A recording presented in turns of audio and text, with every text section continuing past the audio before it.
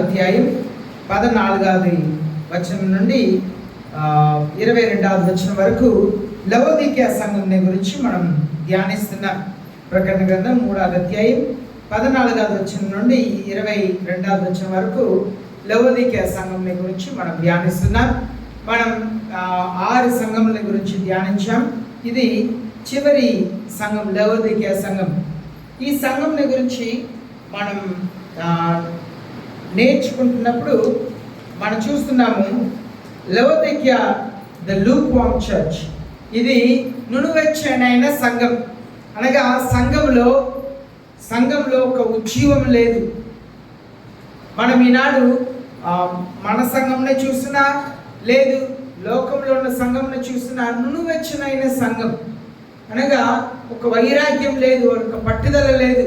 నేను దేవుని కొరకు జీవిస్తాను, నేను దేవుని కొరకు బ్రతుకుతాను, నేను ఉంటే ఇలా ఉంటాను, ఆ వైరాగ్యం లేని ఒక సంఘం. దీని గురించి మనం చూస్తుంటే ఈ సంఘం ఒక చారిత్రకమైన బ్యాక్గ్రౌండ్ని మనం చూస్తే, లవోదికీయ was a prosperous city in a Luisis river of the Asia Minor. Asia ఖండంలో ఇప్పుడు ప్రస్తుతం టర్కీ అనే ఒక దేశం ఉంది. అది వెస్టర్న్ టర్కీ. అనగా టర్కీ అనే దేశంలో ఇది ఉండేది ఈ లవోదికీయ సంఘం. అది చాలా ప్రాస్పరస్ సిటీ. ఎలాంటిదంటే చాలా ఏ కొరత లేని సమృద్ధి అయిన ఒక సమస్తము కలిగిన ఒక city. It shared trade routes with 2 neighbouring cities. ఇది 2 పట్టణముతో వ్యాపారం కలిగి ఉన్నట్లుగా చూస్తున్నాం. హిరోపోలిస్ అలాగే కొలసి. హిరోపోలిస్ పట్టణంలో అక్కడ హాట్ స్ప్రింగ్స్ ఉండేదంట. హాట్ స్ప్రింగ్స్ కొన్ని దేశంలో కొన్ని ప్రాంతంలో ఉంటుందని నేను కూడా విన్నాను. హాట్ స్ప్రింగ్స్ అంటే అక్కడ వేడి నీళ్ళు అలా ఉప్పొంగుతూ ఉండిద్ది. అలాగే కొలసి పట్టణంలో అక్కడ నీళ్ళు చల్లగా ఉండిద్దంట. కనుక ప్రజలు పిక్నిక్ స్పాట్ల ఈ హిరోపోలిస్కి అలాగే కొలసి పట్టణంలోకి వెళ్ళేవారంట. కనుక అక్కడ ప్రజలు రాకపోక చాలా బాగుండేదంట. ఈ లవోదికీయ సంఘం అలా ఒక మంచి ఎంటర్టైన్మెంట్ కలిగిన ఒక ప్రాంతముగా అది ఉన్నది. అలాగనే మనం చూస్తున్నాము, ద సిటీ వాస్ వెల్తీ. చాలా ధనము కలిగిన సిటీ అంట. పట్టణంలో ఉన్న వాళ్ళందరూ కూడా చాలా ధనము కలిగి ఉన్నారు. బోస్టింగ్ 3 థియేటర్స్, 3 థియేటర్లు ఉంటుందంట. అనగా ఆ దినముల్లో సినిమాలు కాదు కానీ నాటకములు చేసేవారు. 3 థియేటర్లు ఉండేదంట. ఈ లవోదికీయ ఊర్లో 3 థియేటర్లు ఉండేదంట. కనుక ప్రజలకు ఎంటర్టైన్మెంట్ కొదువు లేదు. పక్కన పిక్నిక్ స్పాట్ హిరోపోలిస్లో అలాగే కొలసి పట్టణంలో 2 చోట్ల పిక్నిక్ స్పాట్ ఉంది. వేసవకాలం అంటే కొలసికి వెళ్ళవచ్చు, చలికాలం అంటే హిరోపోలిస్కి వెళ్ళవచ్చు. ఎందుకంటే అక్కడ హాట్ స్ప్రింగ్ ఉండేదంట, వేడి నీళ్ళు అలా వస్తూ ఉండేది. కనుక వీళ్ళకు 3 థియేటర్లు ఉండేదంట ఈ సిటీలో. కనుక ఎంటర్టైన్మెంట్కి కొదువు లేదు.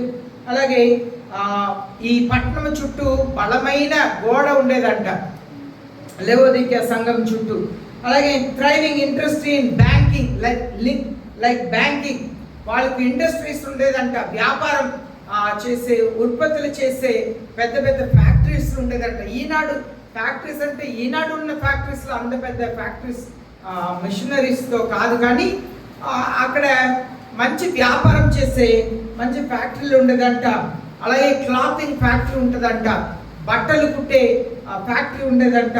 అలాగే మెడిసిన్ ఉత్పత్తి చేసే ఫ్యాక్టరీ ఉంటుందంట. మెడిసిన్ అంటే వెంటనే మనం తీసుకున్న మెడిసిన్లా ఊహించుకోవద్దు.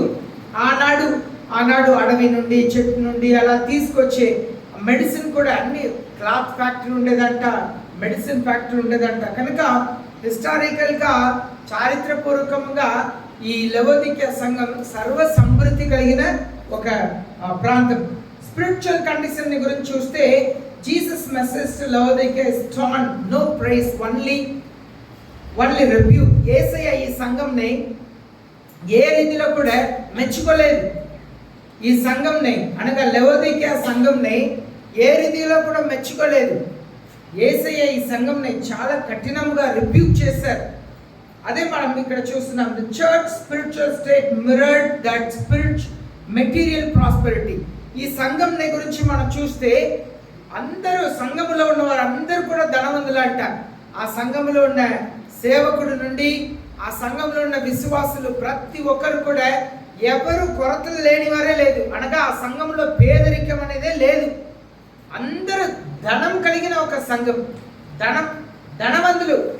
కొన్ని సంఘంలో చూస్తుంటే ఈనాడు కూడా చూస్తే చర్చ అయిపోయిన తర్వాత పెద్ద సమోసా ఇస్తారు, టీ ఇస్తారు, కాఫీ ఇస్తారు. కొన్ని సంఘంలో చూస్తే ప్రతిసారి చర్చ అయిపోయిన వెంటనే భోజనం పెడతారు.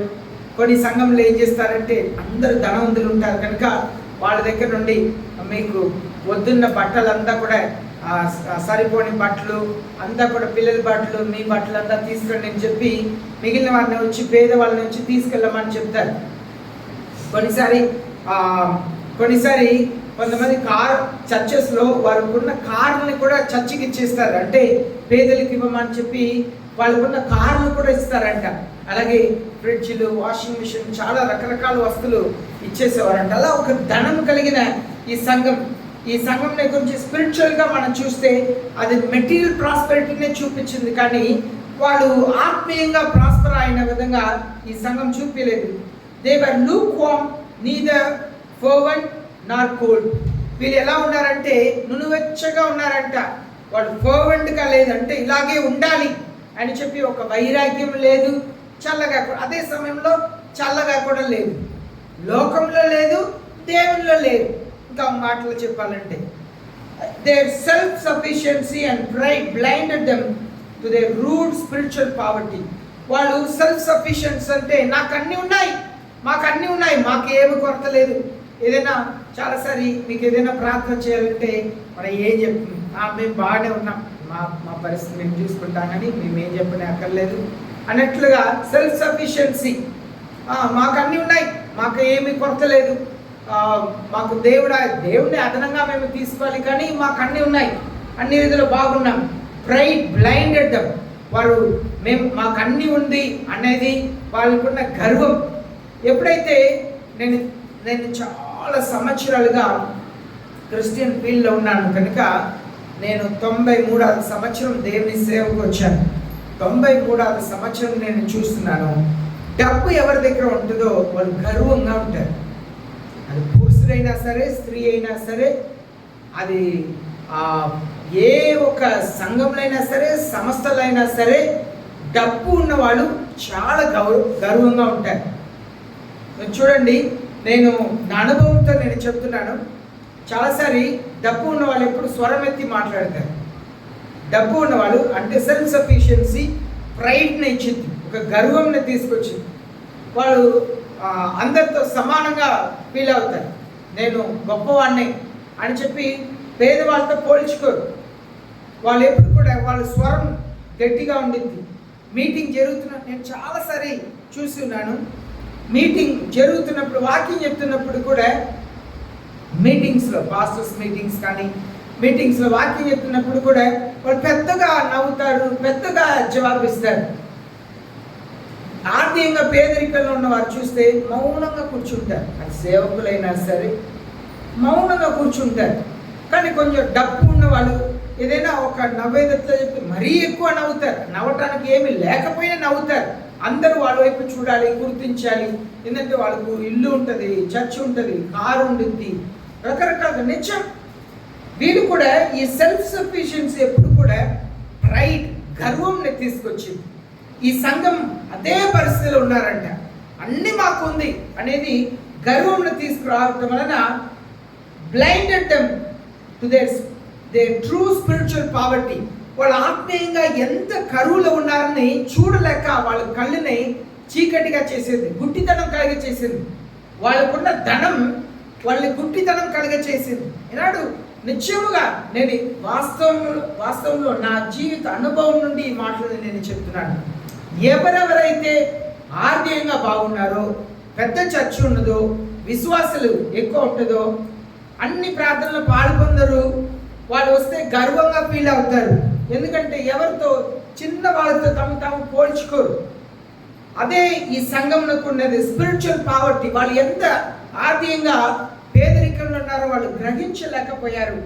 అలాగే ఐడాలట్రీ ఆఫ్ వెల్త్, వాళ్ళకున్న ఆస్తియే వాళ్ళకు విగ్రహారాధనగా మారిపోయిందని చూస్తున్నాం. లెవోడిసియన్స్ మెషర్డ్ బై మెటీరియల్ వెల్త్. వాళ్ళు ఈ లెవోదికియాలో ఉన్నవాళ్ళు వాళ్ళకున్న లోకానుసారమైన ఆస్తిని బట్టే వాళ్ళు లెక్కించబడ్డారంట. వాళ్ళు ఆత్మీయత ఏమీ లేదు. ఆ ఊర్లో ఉన్న వాళ్ళు అలాగే, ఏ కొరత లేని వారు, అలాగనే సంఘంలో ఉన్నవారు కూడా అలాగే ఉన్నారు. ఎందుకు ఈ మాటలు చెప్పానంటే వాళ్ళకి ఎంటర్టైన్మెంట్కి ఏమి కొదువు లేదు. మనకు గుంటూరులో ఎంటర్టైన్మెంట్కి ఏమీ లేదు. రీసెంట్గా ఒక పార్క్ని బాగు చేశారు. ఎంటర్టైన్మెంట్ ఏమీ లేదు. కానీ వాళ్ళకి సమృద్ధి అని ఎంటర్టైన్మెంట్ అంట. థియేటర్లు ఉన్నాయి, థియేటర్లు చాలా ఉన్నాయి కనుక ప్రజలు థియేటర్లకు పరిగెత్తడం రకరకాలు. వీళ్ళు లవోదికీయాలు ఆ దినంలోనే మొదటి శతాబ్దంలో శిష్యులు బ్రతికి ఉన్న కాలంలోనే, యేసయ్య శిష్యులు బ్రతికి ఉన్న కాలంలోనే సమృద్ధి కలిగిన ఒక పట్టణాన్ని చూస్తున్నాం. అయితే ఇక్కడ చూస్తున్నాం Jesus expose their spiritual blindness. యేసయ్య 17వ అధ్యాయంలో వాళ్ళకున్న ఆత్మీయ పేదరికంని యేసయ్య వాళ్ళకి ఎత్తి చూపిస్తున్నారు. You do not realise you're wretched. నీ ఉన్న పరిస్థితిని నువ్వు ఎరగక ఉన్నావు. పిటిఫుల్, నిన్ను చూస్తే పరితాపంగా కనిపిస్తున్నావు. పూర్, పేదరికంలో ఉన్నావు, గుడ్డివాడుగా ఉన్నావు, దిగంబడిగా ఉన్నావు, బట్టలు లేని ఒక స్థితిలో ఉంటున్నావు. True success lies in obedience to God, not material gain. సర్వము కలిగి ఉన్న ఆస్తి కలిగిన దాంట్లో విజయం పొందలేదు. కానీ విజయం అనేది ఎప్పుడు ఎంతగా మన దేవునికి విధేయత చూపిస్తున్నామో దాని మీదే మన నిత్యమైన విజయం ఆధారపడి ఉంది. చాలామంది ఒక పొజిషన్కి వచ్చిన తర్వాత ఇంకా పైకి వెళ్ళాలి. నేను చెప్పే చాలా మాటలు మీకు అర్థం కాకపోవచ్చు, కానీ ఎవరైనా ఒకరు ఒకవేళ యూట్యూబ్లో చూస్తే వాళ్ళకైనా కొంచెం అర్థమైంది. కొన్ని విషయాలు చెప్తున్నాను. ఈనాడు క్రైస్తవ్యంలో నాయకులు అంటారు. సంస్థలో నాయకులుగా ఉన్నవాళ్ళు సంస్థ డబ్బుని ఎలా వాడుకుంటారంటే, 7 స్టార్ హోటల్, ఒక వ్యక్తి విజయవాడలో ఒక హోటల్లో ఉన్నాడంట. నిన్న పోయిన వారం నేను టీవీలో న్యూస్ వింటే పవన్ కళ్యాణ్ ఆ హోటల్లో ఉన్నారంట. ఆ హోటల్లోనే వచ్చి ఎప్పుడు ఉంటారంట. ఆ హోటల్లో ఒక నాయకుడు వెళ్ళి, క్రైస్తవ నాయకుడు ఉన్నాడు, సొంత డబ్బా లేదు, సంస్థ డబ్బు. ఒక ముఖ్యమంత్రి క్యాడర్లో ఉన్న వ్యక్తి ఉన్న హోటల్లో ఒక సంస్థ నాయకుడు ఎప్పుడు వచ్చినా అక్కడే ఉంటాడంట. విజయవాడ పట్టణంలో ఉన్న ఒక పాస్టర్ గారు, ఆయనే వాళ్ళు వెళ్తారంట. ఆయన ఈ మాటనే చెప్పారు. నేను పోయిన వారం టీవీలో న్యూస్లో చూసిన వెంటనే షాక్ అయిపోయాను. ఒక ముఖ్యమంత్రి క్యాడర్లో ఉన్న హోటల్లో అయిన సంస్థ డబ్బు. సేవకులు వాళ్ళు దశమ భాగంని, సంఘం నుండి దశమ భాగంని ఇస్తే, ఈనాడు దేవుని భయం అనేది ఏ సంస్థలో కూడా లేదండి. చాలా సంఘాల్లో సేవకులు లేరు. దేవుని సొమ్ము చేసుకుంటే దేవుడు వదిలిపెట్టరు. దేవుడు మౌనంగా ఉన్నట్లుగా అనిపిస్తుంది, కానీ పరిస్థితులు అనుకూలంగా ఉండదు. యేసయ్య వీళ్ళని హెచ్చరిస్తున్నారు. నిజమైన ఎదుగుదల అంటే దేవునికి మనం ఎంత విధేయత చూపిస్తున్నామో, ఎంత తగ్గింపు కలిగిన జీవితం జీవిస్తున్నామో అదే నిజమైన ఆశీర్వాదం నచ్చిందండి. కనుకనే యేసయ్య వీధులకు సువార్తను ప్రకటించుటకు వచ్చాను అని చెప్పి యోహానుకు బాప్తిస్మం ఇచ్చే యోహాన్ తనకు ఒక అనుమానం వచ్చిందండి.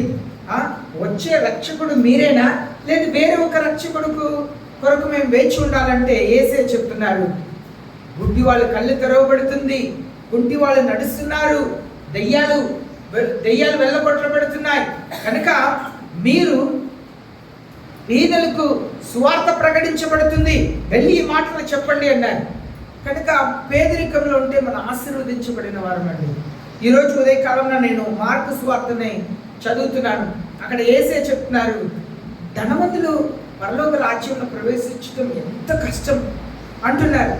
నేను దాన్ని ధ్యానిస్తున్నప్పుడు నిజమే కదా ప్రభువా, డబ్బు ఉన్న వాళ్ళు మనసులను చూస్తే ఎంత మార్పు వాళ్ళలో, మంచిగా ఉంటారండి.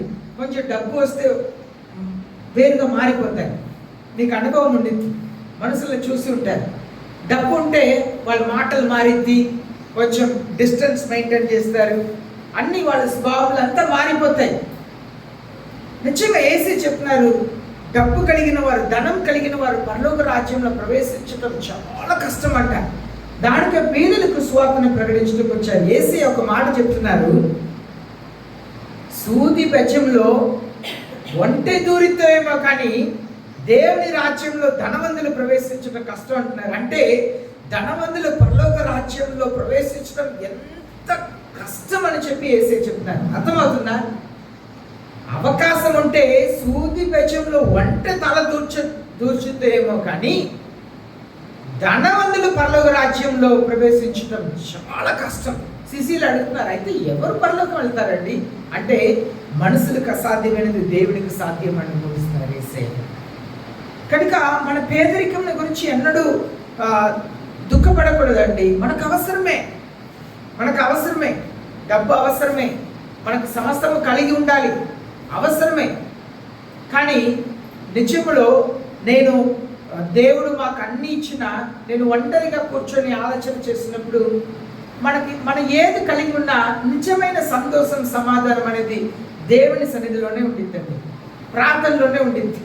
నిజమైన సంతోషం, సమాధానం ఎప్పుడు వచ్చింది తెలుసా? అలా కూర్చొని ఆలోచన చేస్తే నా దేహం నిజంగా వెలుగుతో నింపబడి ఉందా, నా దేహం నిజంగా వెలుగుతో నింపబడి ఉందా అని కూర్చొని ఆలోచన చేసినప్పుడు, అవును నా దేహం వెలుగుతో నింపబడి ఉంది, నా కళ్ళని జాగ్రత్తగా కాపాడుకుంటున్నాను, నా ఆలోచనని జాగ్రత్తగా కాపాడుకుంటున్నాను, నా హృదయ ధ్యానాన్ని జాగ్రత్తగా కాపాడుకుంటున్నాను. నాలో పరిశుద్ధ ఆత్మదేవుడు ఉన్నారా? పరిశుద్ధ ఆత్మదేవుడు నాలో సంతోషపడి ఉన్నారా అని ఆలోచన చేసినప్పుడు వచ్చే సంతోషమే నిజమైన సంతోషం అండి. దానికి ఏమీ అక్కర్లేదు, మంచి హృదయం ఉంటే చాలు, దేవుడికి లోబడే మనసు ఉంటే చాలు, నేను పరిశుద్ధంగా జీవించాలని ఆశ ఉంటే మనకు చాలు. The call to repentance. కనుక దేవుడు ఈ సంఘంని పిలుస్తున్నారు, మారు మనసు పొందుటకు పిలిపిస్తున్నారు. Jesus urged them to buy from him true riches. యేసయ్య ఆయన దగ్గర నుండి నిజమైన సంపదని కొనమని చెప్తున్నారు. నా దగ్గర వచ్చే నిజమైన సంపదని కొనండి. ఏం చెప్తున్నారు? ట్రూ రిచెస్, నా దగ్గర నిజమైన సంపదని కొనండి. రీఫైన్ గోల్డ్, యేసే చెప్తున్నారు, నా దగ్గర నుండి బంగారంని కొనండి అంటున్నారు. అనగా ట్రూ రిచెస్. ట్రూ రిచెస్ అంటే ఇదే అండి చూడండి, చర్చిలో అప్పుడప్పుడు నిద్ర వచ్చింది, నాకు కూడా వచ్చింది. మనందరూ మనుషులే, సరేనా? అందరు మనుషులే, కానీ ప్రయత్నం చేస్తాం, వాక్యాన్ని వినడానికి ప్రయత్నం చేస్తాం. ట్రూ రిచెస్ అంటే ఇదే, దేహం అంతా వెలుగుతో నింపబడింది. ఒక్కసారి అలా కళ్ళు మూసుకొని ఆలోచన చేయండి, నిజంగా మీ దేహం వెలుగుతో నింపబడి ఉందా? నిజంగా పరిశుద్ధ ఆత్మ దేవుడు మీలో ఉన్నారా? నాకు పరిశుద్ధ ఆత్మ అభిషేకం అనగా విశేషము అన్య భాష మాట్లాడే వరం లేదు, కానీ నేను చాలాసారి నేను ఈ విషయంలో పరిశీలన చేసుకుంటూ ఉంటాను. నేను కూడా ఒక భర్తని, తండ్రిని, అల్లుడిని, ఒక దేవుని సేవకుడు కాక నాకు చాలా చాలా మానసిక నొప్పి కలిగింది, బాధలు కలిగింది, డిస్టర్బెన్స్ మైండ్లో వచ్చింది. కానీ వెంటనే నేను ఒకవైపు డిస్టర్బెన్స్ వచ్చిన ఏసయ్యని అడుగుతాను, నాకు కొంచెం కృప చూపించండి ప్రభువా, దయ చూపించండి. అయ్యో నేను పాపం చేయకూడదు, నా మనసులో పాపం చేయకూడదు, నా మాటల్లో పాపం చేయకూడదు. అది ఆత్మీయ పోరాడుతూనే ఉండాలి. ఇక్కడ యేసే చెప్తున్నారు, నా దగ్గర నుండి ట్రూ రిచెస్ని కొనండి. ఏది నిజమైన ఆశీర్వాదం, నిజమైన సంపద ఏంటి? మనం కలిగి ఉన్న ఇల్లు ఇదంతా కాదండి. మనం చనిపోయినా, మనకేదైనా జరిగితే సమస్తం విడిచిపెట్టి వెళ్తాం. దీనివల్ల ఏమి ప్రయోజనం లేదు. ట్రూ రిచెస్ అంటే నిజమైన రిచెస్ అంటే రీఫైన్ గోల్డ్. వేసే చెప్పండి కొనమంటున్నారు. దేహం ఎప్పుడు వెలుగుతో నింపబడి ఉండాలి. దేహంలో ఎన్ని అనారోగ్యములు ఉండనియండి, నొప్పులు బాధలు ఉండనియండి, మన దేహం వెలుగుతో నింపబడి ఉండాలి. దేహంలో ఎన్ని సమస్యలు ఉన్నా పరిశుద్ధ ఆత్మదేవుడు మనలో ఉండాలి. మన ఆత్మలో పరిశుద్ధ ఆత్మదేవుడు జీవించాలి. అది నిజమైన ఆశీర్వాదం. మన వస్త్రం కాదు మనకు విలువనిచ్చేది. మనల్ని నేను చూస్తాను, ఎప్పుడైనా చర్చికి వస్తేప్పుడు మనం మామూలు బట్టలతో వస్తాం, కానీ ఎప్పుడైనా బయట వెళ్ళాలంటే చక్కని మంచి వస్త్రాలను ధరించుకొని వెళ్తుంటున్నాం. కనుక యేసయ్య, ఒకవేళ మీరు చర్చికి మంచి వస్త్రాలను ధరించుకొని వస్తున్నారని అనుకోండి, మంచి వస్త్రాలు ధరించుకొని వస్తే యేసయ్య మీ వస్త్రంను చూసి సంతోషపడరు. మీ దేహం వెలుగుతో నింపబడి ఉందా? మీ ఆత్మలో పరిశుద్ధ ఆత్మదేవుడు ఉన్నారా? దాన్ని బట్టే యేసయ్య మీకు విలువేస్తారు. మనం బట్టల్ని చూసి విలువేస్తాం, చెప్పుల్ని చూసి విలువేస్తాం. ఒక కొటేషన్ ఇలాగ చదువుతాం, ప్రజలు ఫస్ట్ చూసిన వెంటనే వాళ్ళు కన్ను మన కాళ్ళ దగ్గర వెళ్ళిద్దంట. కనుక మంచి చెప్పులు వేసుకోవాలి, మంచి షూ వేసుకోవాలి అంటారు. యేసయ్య కళ్ళు మన మీద పడిన వెంటనే మన బయట చూడరంట, మన లోపల చూస్తారు. వెలుగుతో నింపబడి ఉందా? దేహం వెలుగుతో నింపబడి ఉందా? ఆ పరిశుద్ధ ఆత్మదేవుడు మన ఆత్మలో ఉన్నారా? అదే యేసయ్య ముందు చూసేది. మనుషులే చూసేది, బంగారాన్ని, వెండిని, వస్త్రములు చూసేది మనుషులే. కనుక మనం బంగారం గురించి, వస్త్రాల గురించి బాధపడని అవసరం లేదు. మనలో వెలుగుతో నింపబడి ఉంటే మనం దేవుని ఎదుట గొప్పవారుగా ఉంటాం. తర్వాత చెప్తున్నారు స్పిరిచువల్ క్లాతింగ్. యేసయ్య చెప్తున్నారు వైట్ గార్మెంట్, నా దగ్గర తెల్లని వస్త్రమును కొనండి అంటున్నారు. తెల్లని వస్త్రం అంటే స్పిరిచువల్ క్లాత్, ఆత్మీయ వస్త్రం. ఆత్మీయ వస్త్రం అంటే మంచితనం. మన మంచితనంతో మనల్ని మనం కప్పుకొని ఉండాలి. మనల్ని చూస్తే ప్రజలు చెప్పాలి మంచివారు. మన వస్త్రంని, మంచి వస్త్రంని చూస్తే ధరించుకుంటే ప్రజలు ఆ వస్త్రం ఎంత బాగుంది అంటారు కదా. అలాగే మనలో మంచితనం ఉండాలి, మంచి క్రియలు ఉండాలి, మంచితనం ఉండాలి. నేను ఈ విషయంలో పోరాడుతానే ఉన్నాను. మంచితనం, ప్రేమ. ఎంత మనసులు బాగలేకపోయినా కూడా వారితో ఎలా మంచిగా ఉండాలి అని చెప్పి నేను నేర్చుకుంటా ఉన్నాను. ఎలా ఓర్పు కలిగి ఉండాలి, వాళ్ళని ఎలా ప్రేమించాలి, వాళ్ళ కొరకు ఎలా ప్రార్థన చేయాలి. అలాగే యేసయ్య చెప్తున్నారు బై ఫ్రమ్ మీ, కంటికి కాటిక కొనుక్కోమంటున్నారు. యేసయ్య దగ్గర కాటిక అంటే స్పిరిచువల్ ఇన్సైట్. స్పిరిచువల్ ఇన్సైట్, దేవుని వాక్యం వింటప్పుడు ఆత్మీయ సత్యంని తెలుసుకోవాలి. బైబిల్ చదివేటప్పుడు ఆత్మీయ సత్యంని చూడాలి. ఉదాహరణగా నేను ఈ ఉదయకాలంన మార్కు సువార్తని నేను ధ్యానిస్తున్నాను. ఈరోజు సాయంత్రం ఒక గృహకుడికి కొరకు నేను మనసులో ప్రార్థన చేస్తున్నాను. నేను మామూలుగా ప్రతిరోజు ఉదయకాలం వాక్యం చదువుతున్న విషయం నుండే నేను సాయంత్రం పూట మీటింగ్లో నేను వాక్యం చెప్తున్నాను. ఎప్పుడు విశేషంగా కూర్చొని నేను వాక్యం సిద్ధపడలేదు. అయితే ఈరోజు నేను దేవుని సన్నిధిలో కూర్చొని వాక్యం చదువుతున్నప్పుడు చాలా విషయములు, ఈ మార్కు సువార్త 10వ అధ్యాయం నా బైబిల్లో చూస్తే ఎన్ని విషయంలో దేవుడు నాకు ఎన్ని విషయంలో రాస్తారో అన్నిటినీ విశేషంగా నేను రాసుకున్నాను. దేవుడు నాకు నేర్పించిన విషయం నుండి. ఇక్కడ కొన్ని రోజుల క్రితం నేను ఇలాగూ రాసి ఉన్నాను. యేసయ్య ఒక గుడ్డివాడిని చూసి అడుగుతున్నారు, what you want me to do for you. ఆ గుడ్డివాడండి, ఆయన గుడ్డివాడు యేసయ్య దగ్గర వచ్చి నిలబడితే ఏం చేయాలని అడుగుతున్నారు. యేసయ్య కొన్నిసారి బైబిల్లో ఉన్న విషయాలంతా కామెడీగా ఉండింది. అదే ఇప్పుడు చెప్పాను కదా, సూది గజంలో వంట దూరంతో ఏమో కానీ ధనవంతులు మాత్రం పరలోక రాజ్యంలో దూరంతో కష్టం అంటున్నారు. అది ఎలా సాధ్యం? అసాధ్యమైనది కదా. ఒక గుడ్డివాడు వచ్చి నిలబడితే నీకు ఏం కావాలి, నేను ఏం చేయాలో అనుకుంటున్నావు అన్నారు. యేసయ్య అన్నిటినీ ఎరిగిన వారు. నేను నా బైబిల్లో చాలా కాలం క్రితం నేను ఏం రాశానంటే, Jesus help me to understand my wife. నా భార్యని అర్థం చేసుకోవటానికి నాకు సహాయం చేయండి ప్రభువా. ఇప్పుడు కాదు, చాలా రోజుల క్రితం నేను డేట్ రాయలేదు. What you want me to do for you, నీకు నేనేం చేయాలి, నా భార్యని అర్థం చేసుకోవటానికి నాకు సహాయం చేయండి ప్రభువా. అయ్యా, చాలాసారి దేవుడు తెలుసు మన అవసరాలను అడుగుతారు, నీకేం కావాలి, నీకేం కావాలి. అప్పుడు మనం మన సమస్యలను చెప్పాలి. ఇంకా ఒక విషయం నేను ఏ రాశానంటే, I'm not able to die to myself, therefore kill me or let me die. యేసయ్య అడుగుతున్నారు, నేను నీకేం చేయాలి? What you want me to do for you? నేను నీకేం చేయాలని అనుకుంటున్నావు? నేను ఏ రాశానంటే, నా స్వయమునకు నేను చావలేకపోతున్నాను ప్రభువా, కనుక మీరు నన్ను చంపేయండి, లేకపోతే నేను చచ్చిపోతాను. నా స్వయమునకు నేను చావాలి, నేను నీ స్వభావమునకు చావాలి. మనం ఆత్మీయంగా దేవుడు నేను ఎందుకు ఈ ఉదాహరణ చెప్తున్నారంటే, స్పిరిచువల్ ఇన్సైట్. యేసయ్య అక్కడ అడుగుతారు, నేను నీకు ఏం చేయాలని నువ్వు ఆశపడుతున్నావు? అప్పుడు మనం ఆత్మీయంగా అదే ఆ గుడ్డివాడిని అడిగారు. ఆ గుడ్డివాడు ఏం చెప్తున్నాడు? మరలా నాకు చూపు రావాలి అంటున్నాడు. కానీ మిమ్మల్ని ఆ ప్రశ్న అడిగితే మీరేం చెప్తారు? ఈ ప్రశ్నని దేవుడు మిమ్మల్ని అడుగుతున్నారండి, నేను నీకేం చేయాలని అడుగుతున్నారు, మీరేం చెప్తారు? నేను ఏం చెప్పాను నేను రాసుకున్నాను, ఇప్పుడు కాదు, ఎప్పుడు రాశాను కూడా నాకు గుర్తులేదు, ఈరోజు రాసింది కాదు. నేను స్పిరిచువల్ ఇన్సైట్, కంటికి కార్టికని కొనుక్కో అంటున్నారు ఈ లవోదికీయ సంఘం దగ్గర. కన్నుకి కాటికని కొనుక్కో, నా దగ్గర కొనుక్కో అంటున్నారు. దానికి అర్థం ఏంటంటే స్పిరిచువల్ ఇన్సైట్. నేను దేవుని వాక్యంని ఎలాగ నేను అర్థం చేసుకుంటున్నాను అనేది దేవుని వాక్యములకు అర్థంను మనం నేర్చుకుంటున్నాం.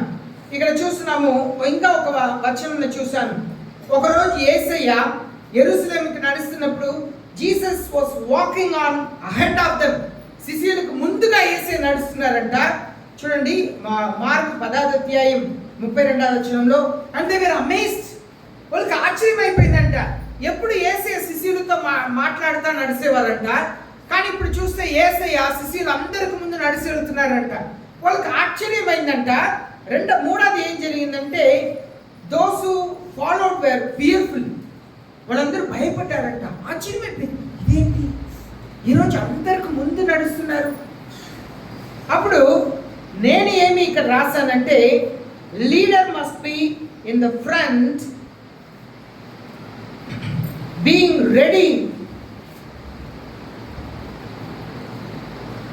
Ready to suffer and die.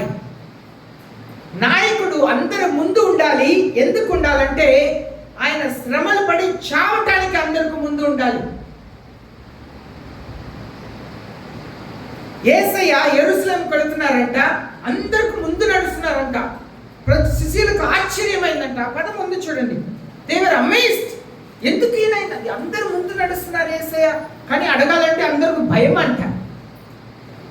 ఇవి నేను చూసింది ఒక సేవకుడుగా, నేను దేవుని కొరకు ప్రాణం పెట్టుటకు నేను ముందు సిద్ధం కలిగిన వ్యక్తిగా ఉండాలి. నా దేవుని కొరకు గొప్ప కార్యములు చేయటకు నేను ముందు ఉండాలి. అలాగే ఈ 10వ అధ్యాయం, మార్కు సువార్త 10వ అధ్యాయంలో మనం చూస్తున్నాం 35వ వచనం.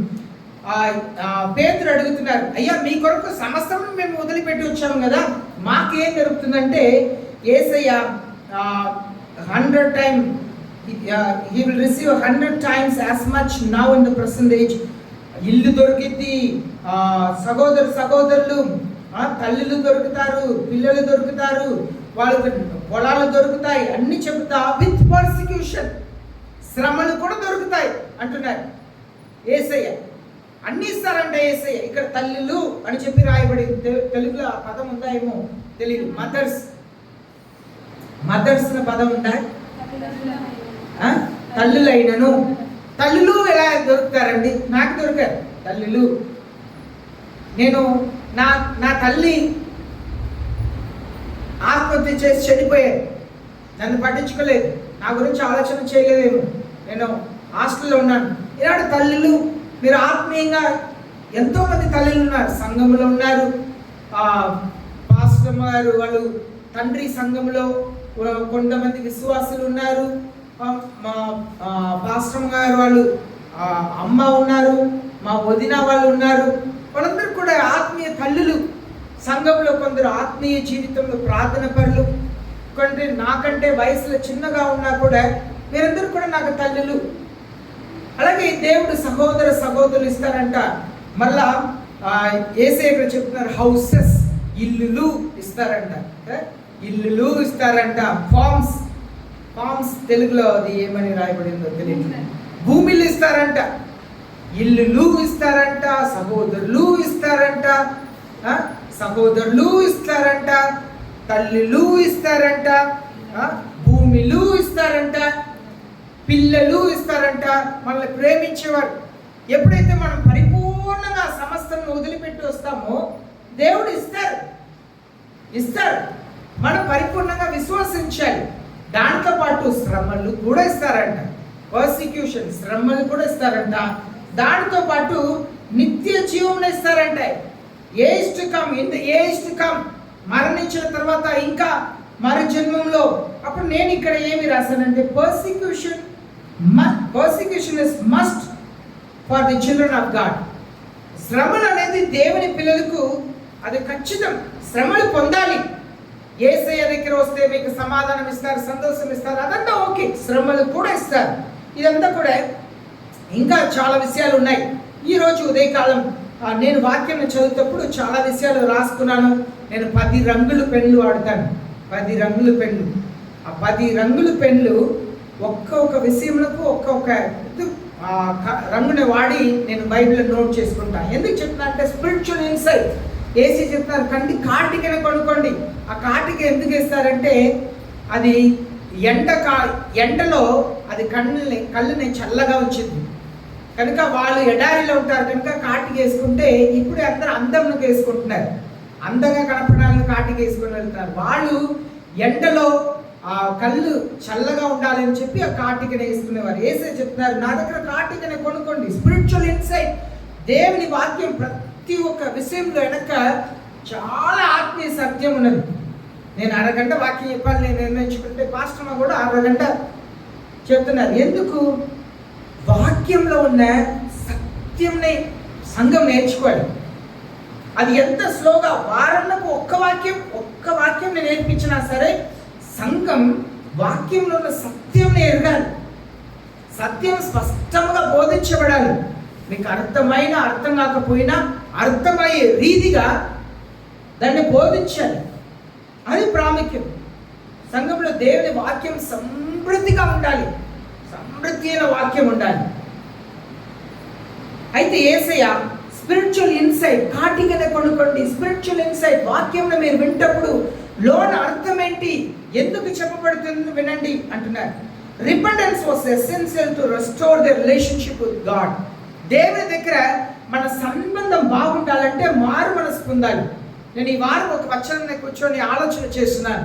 యేసే చెప్తున్నారు అపోస్తలుల గ్రంథంలో మారు మనసు పొంది సువార్తని నమ్ముడి. అవునా? ఆ వచనం నేను ఈ వారం చాలాసారి నేను ధ్యానిస్తున్నాను. ఎంత వాస్తవం. మారు మనసు పొంది సువార్తని నమ్ముడి. అందరూ ఏం చేస్తాం? నేను యేసుప్రభుని నమ్ముతానండి, యేసుప్రభు మరణిస్తాను నమ్ముతాను. మారు మనసు పొందు అదే పాపం బ్రతుకుతాం కానీ నమ్ముతామంటారు. యేసే చెప్పారు మారు మనసు పొందు తర్వాత నువ్వు నమ్ము. కానీ ఈ లోకం ఈనాడు ప్రసెంట్ క్రిస్టియన్ ఎలా ఉందంటే, క్రైస్తవం ఎలా ఉందంటే నమ్ముతారు, అందరు నమ్ముతారు, మారు మనసు పొందరు. యేసే చెప్తారు మారు మనసు పొంది సువార్తని నమ్ముడు. అందరూ సువార్తని నమ్ముతున్నారు. యేసు ప్రభు ఆ చర్చికి వెళ్తే అద్భుతం చేస్తారు. రకరకాల ఈనాడు బోధకులు ఎలా బైబిల్లో లేనిది ఎన్ని రీతిగా బోధిస్తున్నారో. 5 వారాలు ప్రార్థన పెట్టండి, అప్పు తిరిగిపోతాయి. ఈ సంఘమునకు 10 వారాలు రండి, మొక్కుబాడు చేసుకొని ఓకే. మీరు విశ్వాసంతో వెళుతుంటే ఒకవేళ దేవుడు కార్యం చేయవచ్చు, కానీ అదంతా వాస్తవం కాదు. ఇక్కడ మనం చూస్తున్నాము దేవుని వాక్యంలో ముందు మారు మనసు పొందిన తర్వాతనే విశ్వాసించాలండి. ఈనాడు క్రైస్తవం టోటల్గా మారిపోయింది. నమ్మండి, యేసే అద్భుతం చేస్తారు. లేదు బైబిల్ చెప్తుంది మీరు మారు మనసు పొంది నమ్మండి, లేకపోతే మీ నమ్మకం అక్కర్లేదు. మారు మనసు పొంది తర్వాత నమ్మండి.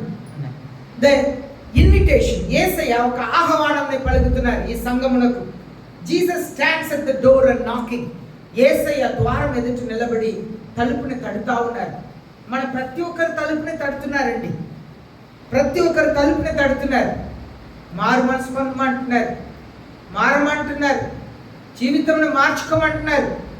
మనకి ఎప్పుడు మరణం వచ్చింది తెలీదు. నిత్యముగా భయంకరమైన లోకంలో ఉంటున్నాం కనుక మనం యేసే మనల్ని పిలుస్తున్నారు. నీ తలుపుని తెరువు, తలుపుని తెరిచి నాతో సహవాసం చేయంటున్నారు. నేను వచ్చి సహవాసం చేస్తాను, నువ్వు తలుపు తీరు. దేవునితో మంచి సహవాసం, అనుబంధం ఉండాలి. Jesus invites them to open the door and have fellowship with him. Overcoming leads to sharing in his throne. ప్రకటన గ్రంథం ఇదే అధ్యాయం 3వ అధ్యాయం 20-21 చదువుతున్నాము. జయించేవారు ఆయన సింహాసనంలో కూర్చుండే అవకాశం ఇస్తారంట. ఏంటండి, తెలంగాణలో కాంగ్రెస్ గెలిచిన తర్వాత ఆ ముఖ్యమంత్రి ఫస్ట్ ఏం చేశారు తెలుసా అండి? ఎవరికైనా తెలుసా? ఆ ముఖ్యమంత్రి ఏం చేశారంటే,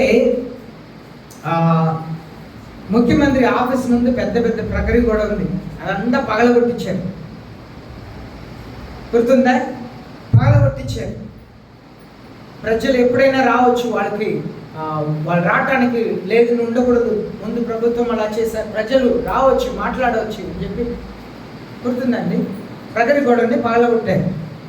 కానీ ఏ ఒక్క ముఖ్యమంత్రి కూడా ఆయనతో పాటు ప్రజలు ఎదుట ఎవరైనా కూర్చోబెడతారా? కానీ యేసే చెప్తున్నారు, ఇలాంటి లోకంలోకి ప్రాధాన్యత ఇస్తున్న ఈ లవోదికీయ సంఘంని చెప్తున్నారు, నువ్వు మాత్రం జయిస్తే, నువ్వు మాత్రం మారు మనసు పొందితే నా సింహాసనంలో నేను కూర్చోబెడతాను. దేవుడు మనల్ని అలాగే పిలుస్తున్నాడండి.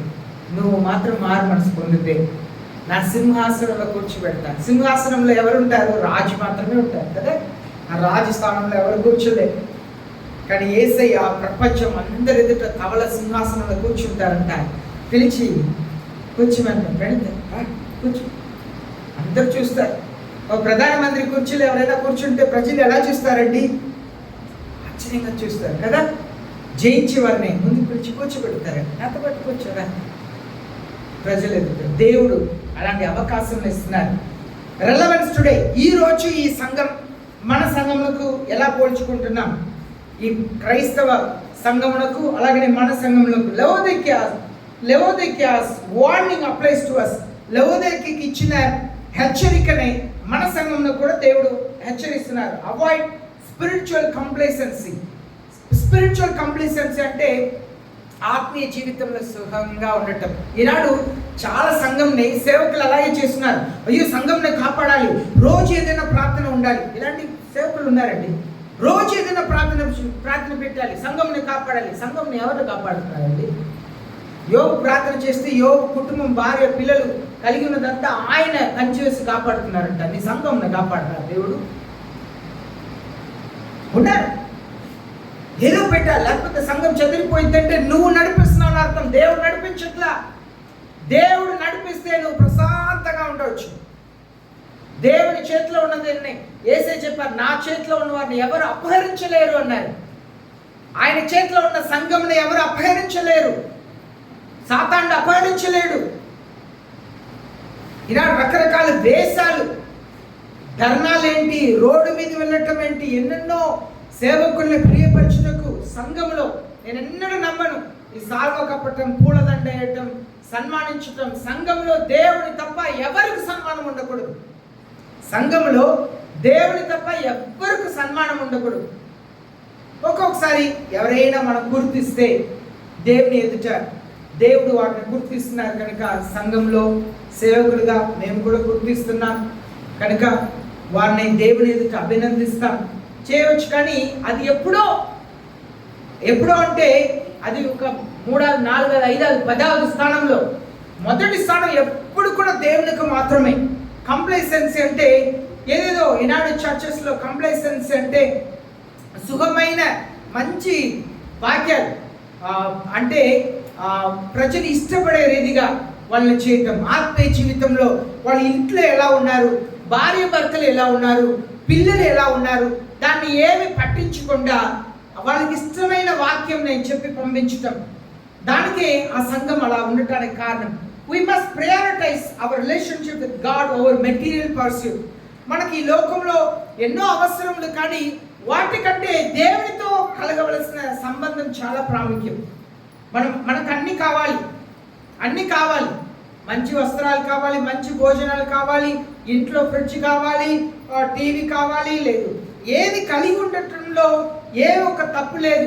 కారు ఉన్నా, బైక్ ఉన్నా, ఏది ఉన్నా తప్పు లేదు. కానీ మనం ఎక్కువ మన ఆసక్తి అంతా కూడా దేవునితో ఉన్న సహవాసంలోనే ఎక్కువ ఆసక్తిని చూపించాలి.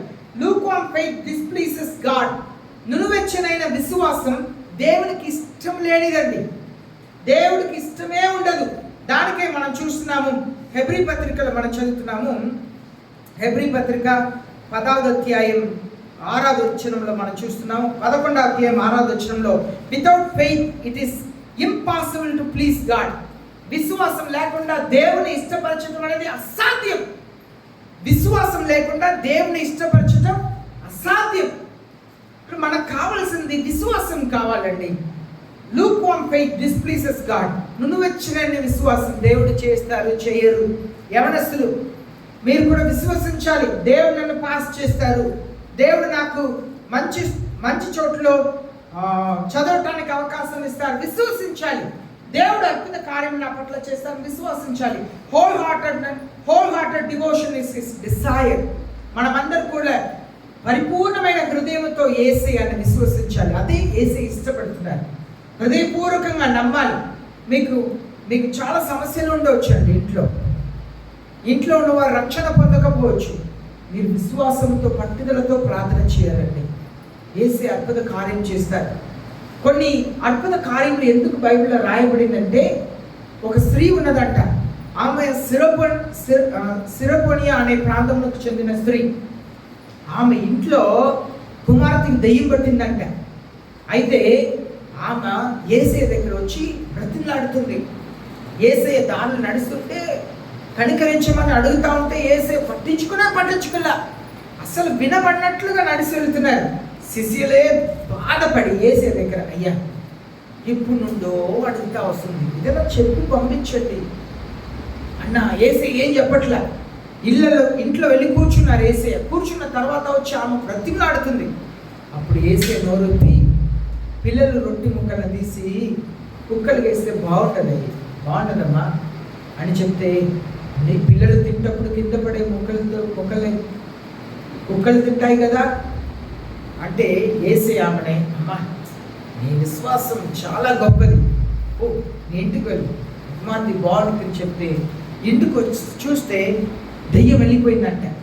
ఎందుకు పరిశుద్ధ ఆత్మదేవుడు ఈ అద్భుతమైన బైబిల్లో రాశారంటే, స్త్రీలు మీరు మీ ఇంట్లో భర్త ఉన్నారు,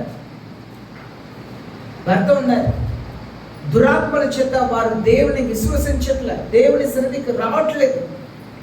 మీరు ఇక్కడ దేవుని బ్రతిమలాడాలి, దేవుని సన్నిధిలో బ్రతిమలాడాలి. నా భర్తలో ఉన్న దురాత్మలు వెళ్ళిపోవాలి, నా భర్త మీ సన్నిధికి రావాలి ప్రభువా, నా భర్త జీవితంలో అద్భుతంగా చేయండి. మీకు ఇక్కడ విశ్వాసం లేకపోతే అక్కడ ఏం జరగదు. మీరు ఎంతకాలం వస్తావునండి, మీకు ఇక్కడ విశ్వాసం లేకపోతే అక్కడ ఏం జరగదు. ఆ స్త్రీ యేసయ్య, మనమైతే ఒకవేళ పాస్టర్ గారికి నేను ఈ మాట చెప్తున్నాను, పిల్లలు రొట్టి ముక్కలు తీసి కుక్కకు వేయకూడదు అని చెప్పి నేను చెప్పాను అనుకోండి, ఏం చేస్తారు? నువ్వెలా సేవకుడు అవుతావు? బయట వెళ్ళి బంధువులందరూ చెప్తారు, నువ్వు కుక్క అంటున్నాడు. మనమంతా కుక్కలు అంట. నిజం. మనం ఏదైనా చేస్తే బయట వెళ్ళి అలాగే మాట్లాడతారు. ఈనాడు ఒకవేళ అలా ఏదైనా మాట్లాడితే ఫేస్బుక్లో ఏం చేస్తారంటే ఆ మాట మాత్రం కట్ చేసి పెడతారు. చూస్తారా విశ్వాసం నేను కుక్క అని చెప్తున్నారు. ఈనాడు అలాగే చేస్తున్నారు ఒక్కొక్క సేవకుల్ని చెడు చేయటం. విశ్వాసులు ఈనాడు అలాగే ఉన్నారు. మళ్ళీ ఒకవేళ అలా ఏదైనా ఒక చిన్న మాట చెప్తే బైబిల్ తీసుకొని చర్చ నుండి వెళ్ళిపోయేవాళ్ళు. ఇంకా నేను చర్చికి రాను, ఎంతమంది లేరండి. వెంటనే నేను వేరే చర్చికి వెళ్ళిపోతాను. ఏసీ ఆమెను చెప్తున్నారు, ఆమెను కుక్కకు పోల్స్తున్నారు. పిల్లల్ని ఇశ్రాయేల్ ప్రజలకు పోల్స్తున్నారు. ఇశ్రాయేల్ ప్రజలకు నేను కార్యం చేయడానికి వచ్చాను కానీ సిరపోనియాలో నీకు చేయడానికి రాలేదు. ఇశ్రాయేల్ ప్రజల పిల్లలు గాను సిరపోనియాలో ఉన్న వాళ్ళని కుక్కలు గాను చెప్తున్నారు. ఎలా ఉంది? ఆమె ఎంత తను తగ్గించుకుని చూడండి. ఇప్పుడు ఏసీ చెప్తున్నాను, నీ విశ్వాసం గొప్పదమ్మా అంటున్నారు. మీకు ఆ విశ్వాసం ఉండాలి. చర్చిలో ఏదైనా చెప్తే నన్నే మాట్లాడారు. ఈరోజు పాస్టర్ గారు నా గురించి మాట్లాడారు. నీ సమస్య మాకు చెప్పాము, నీకు మాత్రమే తెలుసు. నీలాంటి సమస్య 5గురు చెప్పారని మాకే తెలుసు. కానీ వాక్యం విన్నప్పుడు నువ్వేనుకుంటావు? నా గురించే చెప్పారు, నా గురించే. నీ గురించి అన్నప్పుడు ఏం చేయాలి? నువ్వు మార్మల్స్ పొందాలి. 2 వారాలు చర్చ మానేసి ఇంట్లో కూర్చుంటా, 3-6 వారాలు వెళ్ళి అడిగితే నా గురించే చెప్పారండి, ఎందుకు అందరి ముందు చెప్పాలి? నీలాంటి వారు 10 మంది ఉన్నారు మా చర్చిలో. మనం మారాలి. యేసయ్య పరిపూర్ణమైన విశ్వాసాన్ని మాత్రమే ఆశిస్తున్నారు. In summary, Laodicea serves as a cautionary example. Yesayya Laodicea సంఘంని ఒక హెచ్చరించే ఒక ఉదాహరణగా ఉంచారు. Let us examine our hearts. మన హృదయంలో మనం పరిశీలన చేయాలి. Seek true riches. నిజమైన ధనమును మనం వెతకాలి. Respond to Jesus' invitation with fervency and humility. నిజమైన ఆసక్తి, తగ్గింపుతో యేసయ్యని వెతకాలి. Laodikia church exactly represents current church in Christendom worldwide. ఈ లోకంలో ఉన్న ప్రతి ఒక్క క్రైస్తవ సంఘంలో ఈ లవోదికీయ సంఘం చూపిస్తుంది. Yet God is compassionate enough to get them repent of their sins. యేసయ్య ప్రతి సంఘంలో ఉన్న వారు కూడా మారు మనసు పొందాలని వేచి ఉన్నారు. ప్రియమైన సంఘమా, యేసయ్య మీకు ఆశీర్వాదం ఇవ్వటం ఆయనకి పెద్ద విషయమే కాదండి. కానీ మనల్ని దేవుడు ఎందుకున్నారు? మన పేదరికంలో ఉండటం వలనే ఇలాంటి సువార్త మనకు దొరుకుతుంది. మనల్ని యేసయ్య ప్రేమిస్తున్నారు. ఒకవేళ మీరు ఆర్థిక ఇబ్బందిలో ఉండవచ్చండి, కానీ మనస్సు కృంగిపోవద్దు. విశ్వాసంతో ప్రార్థన చేస్తూ ఉండండి. దేవునికి అసాధ్యమైనది ఏది లేదు. ఆయన మార్గంను తెరుస్తారు. ఏదో ఒక రీతిలో మీ అవసరతలను తీర్చాలని ఆయనకు తెలుసు.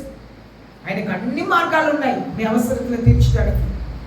మీరు ఆర్థిక ఇబ్బందిలో ఉన్నారా? మీరు ఎందుకు మీ ఆర్థిక ఇబ్బంది తొలగిపోలేదంటే మీరు ఇంకా పరిపూర్ణంగా యేసయ్యను విశ్వసించట్లేదండి. మీ ప్రార్థన సరిపోదు. ఎక్కువ మీరు ప్రార్థన చేయాలి. దేవుని సన్నిధిలో కన్నీళ్ళు కార్చి ప్రార్థన చేయాలి. స్త్రీలు మీ భర్తల కొరకు కన్నీళ్ళు కార్చి ప్రార్థన చేయాలి. మీ పిల్లల కొరకు కన్నీళ్ళు కార్చి ప్రార్థన చేయాలి. రొమ్ము కొట్టుకొని ఏడవాలి. యేసయ్య ఇంకా ఒక ఉపమానం చెప్పారండి. ఒక పేద విధవరాలు ఉన్నదంట. ఆమెను ఎవరో మోసం చేశారు. ఆమె వెళ్ళి న్యాయం అడుగుతుంది. ఆ న్యాయాధిపతి ఎవరంటే దేవునికి భయపడరంట, మనుషులకు భయపడరంట, ఎవరిని లెక్క చేయరంట. ఆయన దగ్గర వెళ్ళి ఈ పేద విధవరాలు ఉదయం సాయంత్రం వెళ్ళి ఆయన్ని అడుగుతుంది, నాకు న్యాయం చేయండి అడుగుతా. ఆయన విసిక్కిపోయాడంట. బైబిల్ యేసయ్య ఆ పదంని వాడారు. ఆయన విసిక్కిపోయాడంట. విసిక్కిపోయి ఏ నిర్ణయం తీసుకున్నాడంటే పోలీసుని పిలిచి ఆమెను 4 తన్ని ఇంకా రాకుండా చేయండి అని చెప్పలా. ఆమె విసిక్కిపోయి ఈమెకు న్యాయం చేస్తాను నిర్ణయం తీసుకున్నాడు. ఈనాడు ఉన్న మనుషులు మనం విసిగిస్తే ఏం చేస్తారు? పోలీసుని పిలిచి తన్ని దూరం పంపించండి, పద్దారులో వచ్చి వెళ్ళమంటే వెళ్ళట్లా అంటారు. కానీ ఆయన దేవునికి భయపడింది, మనుషులకు భయపడిన వ్యక్తి అయినా ఆయన మనసుని దేవుడు మార్చేశారు. ఆయన మనసుని దేవుడు మార్చేశారు. పోలీసుని పంపించలే. ఆమెకు నేను న్యాయం చేస్తానన్న మనసుని దేవుడు ఇచ్చారు. న్యాయం చేశారంట. రాత్రి పగలు విసిగించిందంట. మన దేవుని దగ్గర మన కుటుంబం కొరకు అలా ప్రార్థన చేయాలి. మీ భర్తల కొరకు ప్రార్థన చేయాలి. మీ పిల్లల కొరకు అలా ప్రార్థన చేయాలి. అదే ప్రశ్న అడుగుతున్నాను.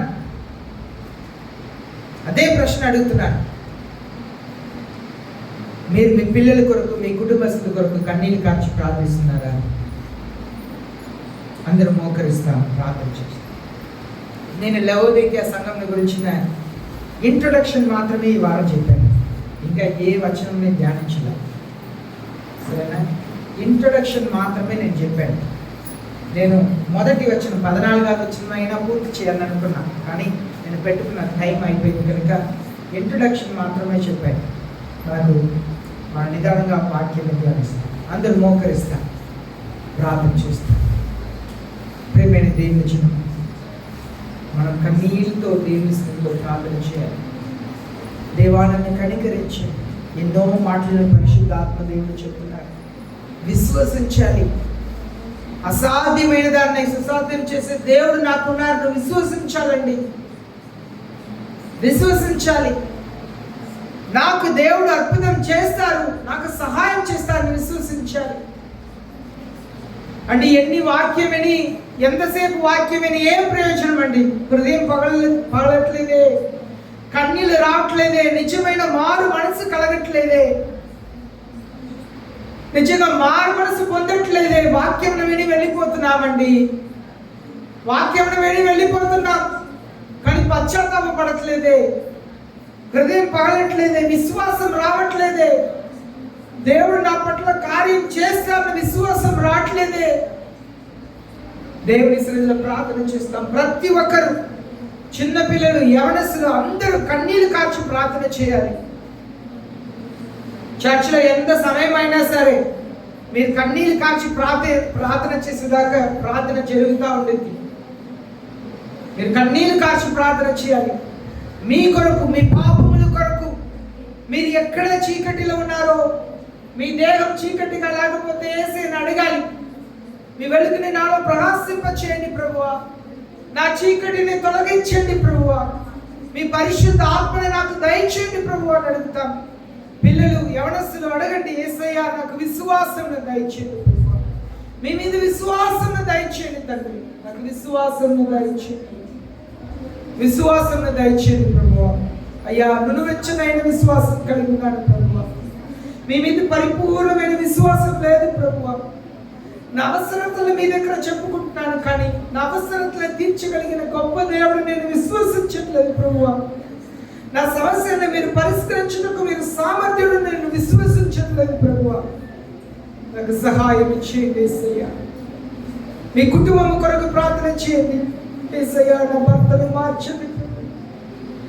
నేను ఎన్నో సంవత్సరాలుగా మీ సన్నిధిలో అడుగుతున్నాను ప్రభువా, నా భర్త మారు మనసు పొందుటకు నాకు ఓర్పడే సహనం దయచేయండి. నా భర్త నేను చెప్పే మాటని వినగలిగిన వ్యక్తిగా మార్చండి ప్రభు. అటువంటి భావం కలిగిన స్త్రీగా నన్ను మార్చండి యేసయ్య. మీ వాక్యములకు లోబడే స్త్రీగా నన్ను మార్చండి యేసయ్య. మీ వాక్య ప్రకారం జీవించే స్త్రీగా నన్ను మార్చండి ప్రభు. మీ పరిశుద్ధ ఆత్మని కలిగిన వ్యక్తిగా నన్ను మార్చండి. మీ పరిశుద్ధాత్మ అభిషేకం దయచేయండి. చాలాసారి స్పిరిచువల్ కంప్లసెన్సీ, నేను చాలాసారి నాకు అన్ని తెలుసు, నేను ప్రార్థిస్తున్నాను, నాకు ఏమి అక్కర్లేదు, నా జీవితం నేను జీవిస్తాను, సహాయం చేయండి. నా భర్త మారట్లేదు, నా పిల్లలు మారట్లేదు ప్రభు. అయ్యా, పిల్లలు మారాలి, మా పిల్లలు మారాలి యేసయ్య. మీ మీద పరిపూర్ణమైన విశ్వాసం కలగాలి యేసయ్య. వారు మార్గం తొలగిపోకూడదు యేసయ్య, సత్య మార్గం నుండి తొలగిపోకూడదు యేసయ్య. మా పిల్లల సత్య మార్గం నుండి తొలగిపోకూడదు యేసయ్య. సహాయం చేయండి, సహాయం చేయండి యేసయ్య. మా పిల్లల్ని మార్చండి యేసయ్య. మా పిల్లలు మీ స్వరములకు లోబడే పిల్లలుగా చేయండి ప్రభువా. దురాత్మకు చోటు లేకుండా చేయండి ప్రభువా. విధేయత కలిగిన పిల్లలుగా మా పిల్లల్ని మార్చండి యేసయ్య. యవన వయసులో యోసేపులా, దానియేలులా వారిని మార్చండి ప్రభువా. దానియేలు స్నేహితుల్లా మార్చండి అయ్యా. యోబు పిల్లలు కలిగిన ప్రేమని మా పిల్లల్లో దయచేయండి ప్రభువా. అక్క, చెల్లి, అన్న, తమ్ముడు ఒక్కొక్కరిని ప్రేమించుకున్నట్టుకు సహాయం చేయండి ప్రభు. మా కుటుంబాల్లో రక్షణ ఇవ్వండి ప్రభువా. అయ్యా, శిరోపొడిసి ఆ స్త్రీ వచ్చి అయ్యా యేసయ్య తను తాను తగ్గించుకున్నప్పుడు ఇంట్లో ఉన్న కుమార్తెలో ఉన్న దెయ్యం వెళ్ళిపోయింది కదా యేసయ్య. అయ్యా, మా కుటుంబస్తులు ఇళ్ళల్లో ఉంటున్నారు ప్రభువా. మీ సన్నిధికి పిలిస్తే ఎవరు రావటం లేదు ప్రభువా. అయ్యా యేసయ్యా వారిని మార్చండి. మా ఇంట్లో ఉన్న కుటుంబస్తుల్ని మార్చండి ప్రభువా. అయ్యా మేము లెవదీకే సంఘం వలె ఉంటున్నాము తండ్రి. అయ్యా ఆత్మీయంగా మేము ఎంత కొరతలో ఉన్నాము, ఎరేగగా ఉంటున్నాము తండ్రి. పరిశుద్ధాత్మదేవా మీ అభిషేకముని మాకు దయచేయండి. పరిశుద్ధాత్మదేవా మీ అభిషేకముని దయచేయండి తండ్రి. పరిశుద్ధాత్మదేవా మీరు మమ్మల్ని ఆలయముగా చేసుకోండి. మీరు మమ్మల్ని ఆలయముగా చేసుకోండి తండ్రి. అయ్యా మీకు ఆలయముగా లేని జీవితం మాకు వద్దు ప్రభువా. మీకు ఆలయముగా మేము జీవించకపోతే ఈ జీవితం వద్దు ప్రభువా. మేము మీకు ఆలయముగా మారాలి. మేము మీకు ఆలయంగా మారాలి. మా నాలుకని ముట్టండి ప్రభువా. అపవిత్రమైన నాలుక కలిగిన వారు ప్రభువా. అపవిత్రమైన నాలుక కలిగిన వారు ప్రభువా. మా పెదవుల్ని తాకండి ప్రభువా. అయ్యా బలిపీఠం మీద ఉండే అగ్నితో మా నాలుకని మా పెదవుల్ని కాల్చండి ప్రభువా. తండ్రి మమ్మల్ని కనికరించండి. ప్రేమ కలిగిన మాటల్ని పలుకుటకు, దయ కలిగిన మాటల్ని పలుకుటకు అయ్యా ప్రజలు ధైర్యపరిచే మాటలు మాట్లాడి పలుకుటకు, ఆదరించే మాటలు పలుకుటకు, స్వస్థపరిచే మాటలు పలుకుటకు సహాయం చేయండి ప్రభువా. మా పెదవుల్ని తాకండి. మనలో ఉన్న బూతులు, అబద్ధములు, చెడు అన్నింటినీ కూడా మీరు కాల్చివేయండి ప్రభువా. విశ్వాసం కలిగిన మాటలు మాట్లాడినందుకు సహాయం చేయండి. మమ్మల్ని మార్చండి ప్రభువా. అయ్యా మార్చండి ప్రభువా. మా ఇంట్లో మా భర్తలతో మాట్లాడేటప్పుడు అయ్యా జాగ్రత్త కలిగి మాట్లాడే పెదవుల్ని దయచేయండి ప్రభువా. పిల్లలతో మాట్లాడేటప్పుడు వారికి ధైర్యం ఇచ్చే మాటలు మాట్లాడేందుకు సహాయం చేయండి. ఇరుగు పొరుగుతో మాట్లాడేటప్పుడు మీరు ఎంత గొప్ప దేవుడిని మాట్లాడేందుకు సహాయం చేయండి ప్రభువా. అయ్యా మీరు దయ్యముని వెళ్ళగొట్టినప్పుడు, తక్కపొడి ప్రాంతంలో ఉన్న వాటిని దయ్యముని వెళ్ళగొట్టినప్పుడు దేవుడు నీకు ఎంత గొప్ప కార్యం చేశారో నువ్వు వెళ్ళి చెప్పు అని చెప్పి పంపించారు కదా యేసయ్య. ఆయన ప్రాంతం అంతా కూడా చెప్పారు. సువార్త చెప్పే పెదవులుగా మా పెదవులు మార్చండి ప్రభువా. మీరు ఎంత గొప్ప దేవుడు నీ తెలుగు చెప్పే పెదవులుగా మార్చండి. మేము ఎవరికి సువార్త చెప్పట్లేదు ప్రభు. మీరు ఎంత గొప్ప దేవుడిని ఎవరికి చెప్పట్లేదు ప్రభువా. మేము పెదవుల్ని తాకండి ప్రభువా. అయ్యా పెదవులను తాకండి ప్రభువా. అయ్యా ప్రార్థించే పెదవులుగా చేయండి ప్రభువా. అయ్యా ప్రార్థించేవారుగా మమ్మల్ని చేయండి ప్రభువా. మేము మోకాళ్ళ మీ సన్నిధిలో వచ్చి అయ్యా ప్రార్థించేవారుగా మమ్మల్ని చేయండి ప్రభువా. మేము అయ్యా యేసయ్యా నడవలేకపోతున్నాం, మోకాళ్ళ నొప్పి ఉంటున్నాం, కూర్చోలేకపోతున్నాం, మోకాళ్ళ నొప్పి ఉంటున్నాం. అయ్యా నేను ప్రార్థన చేశాను, ఎన్నో గంటలు మోకరించి ప్రార్థన చేశాను, ఇంకా నాకు నొప్పి వచ్చిందండి. సాక్ష్యం ఎక్కడ లేదు ప్రభు. అయ్యా మోకరించి అనుభవం నీ బట్టి ప్రభువా. మోకరించి అనుభవం నీ సంఘములకు దయచేయండి. అయ్యా మోకాళ్ళ మీద ప్రార్థన చేసే అనుభవం నీ సంఘములకు దయచేయండి ప్రభువా. మోకాళ్ళని మోకరించి ప్రార్థన చేయడానికి మోకాళ్ళు లేని వాళ్ళుగా ఉంటున్నాము తండ్రి. అయ్యా యేసయ్యా మా సంఘముని కనికరించండి ప్రభువా.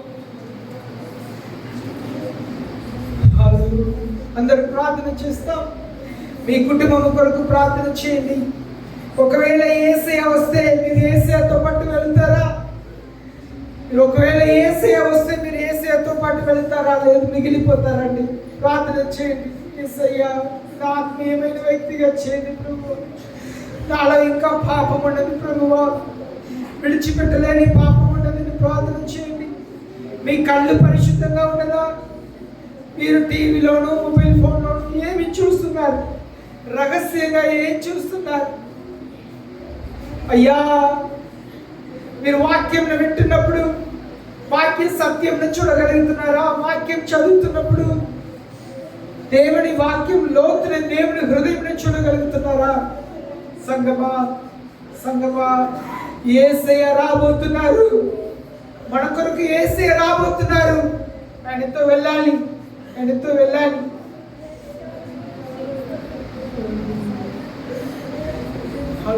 నిజమైన విశ్వాసంతో ప్రార్థన చేయండి. యేసయ్య విశ్వాసం దయచేయండి ప్రభువా, నాకు విశ్వాసం దయచేయండి ప్రభువా అని అడుగుతా. నాకు విశ్వాసం దయచేయండి, నాకు విశ్వాసం దయచేయండి అడుగుతా. అయ్యా నా జీవితం మారాలి ప్రభువా, నన్ను మార్చండి ప్రభువా అని అడగండి. నన్ను దీవించండి ప్రభువా, నన్ను ఆశీర్వదించండి ప్రభువా. ప్రియమైన సంగమా, ప్రార్థన లేని జీవితం వద్దు. అయ్యా మిమ్మల్ని హృదయపూర్వకంగా ప్రేమించుటకు సహాయం చేయండి ప్రభువా. ఈ లోకంలో ఉన్న మనుషుల కంటే, అయ్యా ఆస్తి అంతస్తు కంటే మిమ్మల్ని హృదయపూర్వకంగా ప్రేమించుటకు సహాయం చేయండి. మమ్మల్ని ద్వేషించే వారిని ప్రేమించుటకు సహాయం చేయండి. మా శత్రువుల్ని ప్రేమించుటకు సహాయం చేయండి. మమ్మల్ని హింసించే వారి కొరకు అయ్యా ప్రార్థన చేయడానికి సహాయం చేయండి. మమ్మల్ని బాధ పెట్టే వారి కొరకు ప్రార్థన చేయడానికి సహాయం చేయండి. పరలోకపు తండ్రి, మేము లెవోదికీయ సంఘంలో ఉండటానికి వీల్లేదు ప్రభువా. మా జీవితాన్ని మార్చమని, మీరే కనికరించమని యేసయ్య పరిశుద్ధమైన నామములో ప్రార్థిస్తున్నాం పరలోకపు తండ్రి. ఆమేన్.